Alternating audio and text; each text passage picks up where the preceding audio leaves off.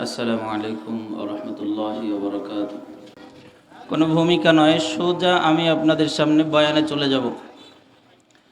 দুটি কথা বলে আমি বয়ান শুরু করি। প্রায় সব জায়গায় আপনাদেরকেও দুটি কথা বলছি, একদম সংক্ষেপ।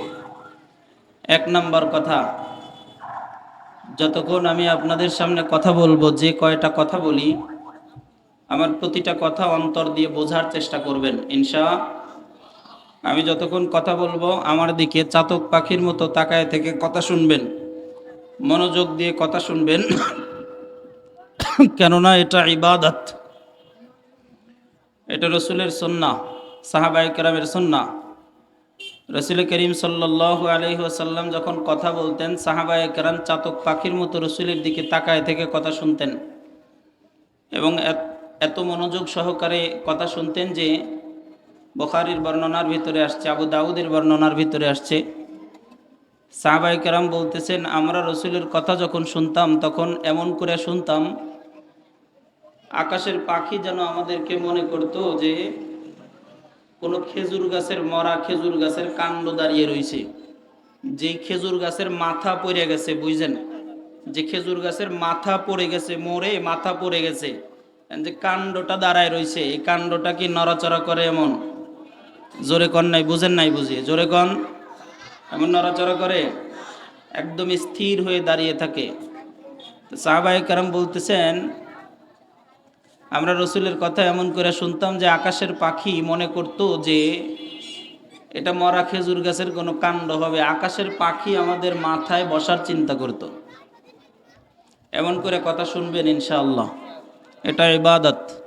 দুই নম্বর কথা, এখান থেকে যতটুকুই কথা বলি, আমলের কোনো কথা আসলে সাথে সাথেই আল্লাহকে বলবেন, আল্লাহ আজকের পর থেকে এই আমল আর জীবনে কোনো দিন ছাড়ব না ইনশাআল্লাহ। জোরে বলেন।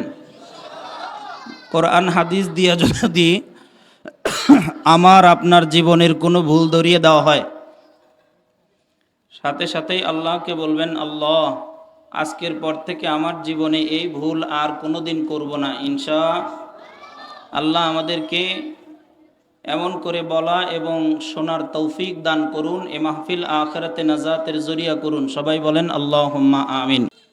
বয়ানের ভিতরে এই মুহূর্ত থেকে আমি প্রবেশ করলাম মূল আলোচনায়।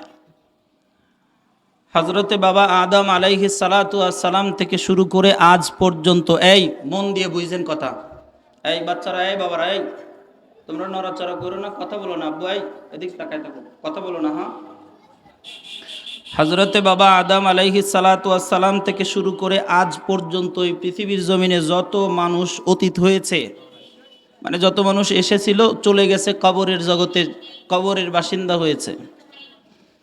বর্তমান এই গোটা পৃথিবীর বুকে প্রায় 700 থেকে 750 কোটি মানুষ বসবাস করে। ইসরাফিল আলাইহিস সালাতু ওয়াস সালাম একদিন সিংগায় ফুৎকার দিয়ে পৃথিবীর সামিয়ানা ভেঙে চূর্ণ বিচূর্ণ করে দিবে। ইসরাফিল আলাইহিস সালাতু ওয়াস সালাম সিংগায় ফুৎকার দিয়ে এই পৃথিবীর সামিয়ানা ভেঙে দেওয়ার আগ পর্যন্ত যত মানুষ এই পৃথিবীর জমিনে আসবে, মানে হলো অতীতে যত এসেছিল, বর্তমানে যত আছে, ভবিষ্যতে যত মানুষ এই পৃথিবীতে আসবে, এই সব মানুষের ভিতর থেকে একদল মানুষ অতীতেও ছিল, বর্তমানেও আছে, ভবিষ্যতেও কিয়ামত পর্যন্ত থাকবে একদল মানুষ, যাদের দিলের তামান্না, যাদের দিলের চাওয়া, দিলের অন্তরের চাওয়া থাকবে এমন যে তারা মাঝে মাঝেই রবকে ডেকে ডেকে বলবে, আল্লাহ আমি না আপনার খাঁটি গোলাম হতে চাই, আল্লাহ আপনি আমাকে খাঁটি গোলাম হিসেবে কবুল করেন। বলেন তো, এই একদল মানুষ অতীতে ছিল কি ছিল না? বুইঝা জোরে আওয়াজ দিয়ে বলেন, বুইঝা জোরে আওয়াজ দিয়ে কোন, অতীতে ছিল কি ছিল না? বর্তমানেও একদল এমন আছে না নাই? কিয়ামত পর্যন্ত একদল মানুষ এমন থাকবে কি থাকবে না? আপনারা যারা বসে রয়েছেন, আমি এবার আপনাদেরকে, আমরা যারা বসে আছি আপনাদেরকে বলছি, বুইঝা জোরে আওয়াজ দিয়ে বলেন তো, আমরা যারা বসে আছি আমরাও আল্লাহর খাঁটি গোলাম হতে চাই কি চাই না? আরো জোরে আওয়াজ দিয়ে বলেন, চাই কি চাই না? বুইঝা কইছেন? বুইঝা বলছেন? আচ্ছা, এটা মনে রাখেন, এই যে বলছেন যে এটা মনে রাখেন, আরেকটা প্রশ্ন উত্তর দিয়েন, পৃথিবীর একদম শেষ প্রান্তেও যদি একজন মুসলমান থাকে, মনে করেন একদম পৃথিবীর শেষ সীমানায় একজন ঈমানওয়ালা মানুষ আছে, এই মানুষের দিলের তামান্না, দিলের চাওয়া এমন থাকে যে, যাদের ভিতরে ঈমান আছে তাদের ভিতরে চাওয়া এমন থাকে যে, আল্লাহ আমি কোনো না কোনো একদিন মক্কা মদিনার মুসাফির হব। কি বলেন? মক্কায় যাইতে ঈমানদারেরা চায় কি চায় না? আপনারাও চান কি চান না? আচ্ছা, এবার প্রশ্ন করি, এটা বুঝা জোরে উত্তর দিয়েন। বলেন তো, মক্কা মদিনায় যাইতে চাইলেই হয় না কিছু কাজও আছে? যেমন এক নাম্বার, আপনি বাংলাদেশি হিসেবে যদি মক্কায় যেতে চান, তাহলে সর্বপ্রথম আপনাকে একটা পাসপোর্ট বানাইতে হবে, ভিসা লাগাইতে হবে, তারপরে আরো আনুষঙ্গিক কিছু কাজ আছে। পাসপোর্ট ভিসা ছাড়া মক্কা মদিনায় যাওয়া কি আদৌ সম্ভব? বুঝে বলছেন? পাসপোর্ট ভিসা ছাড়া মক্কা মদিনায় যাওয়া যাবে? পাসপোর্ট ভিসা ছাড়া মক্কা মদিনায় যাওয়া যাবে না। হাজারো মনে ইচ্ছা থাকলেও যাওয়া যাবে না।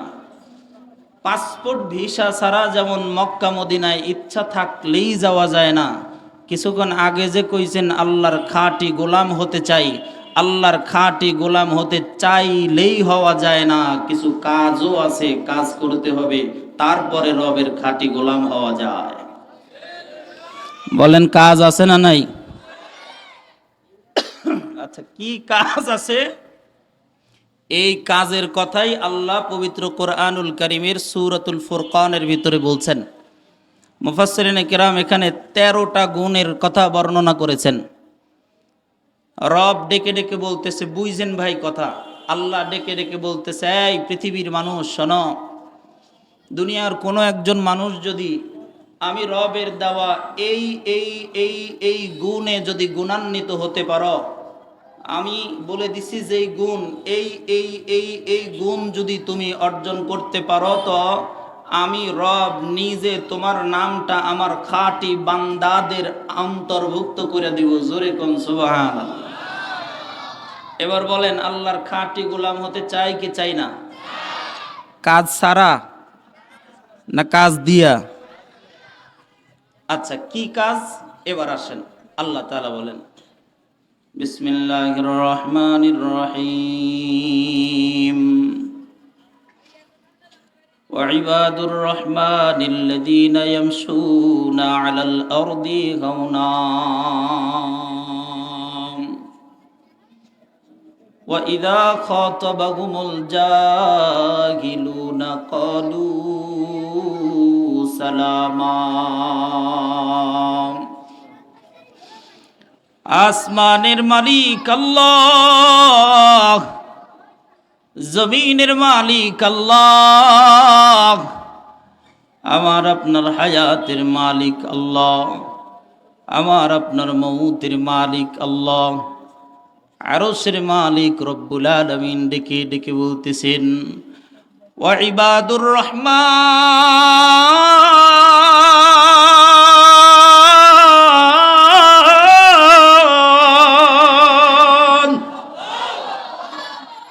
রব্বুল আলামিন ডেকে ডেকে বলেন, ওয়া ইবাদুর রহমান, রহমানের খাঁটি গোলাম তারাই, রহমানের খাঁটি বান্দা তারাই। কে গো আল্লাহ? আপনার খাঁটি বান্দা কে? রব্বুল আলামিন যেন ডেকে ডেকে মানুষদেরকে বলতেছে, শোনো, এই এই এই এই গুণে গুণান্বিত হবে যারা, আমি মালিকের খাঁটি গোলাম হবে তারা। সুবহানাল্লাহ, জোরে কোন।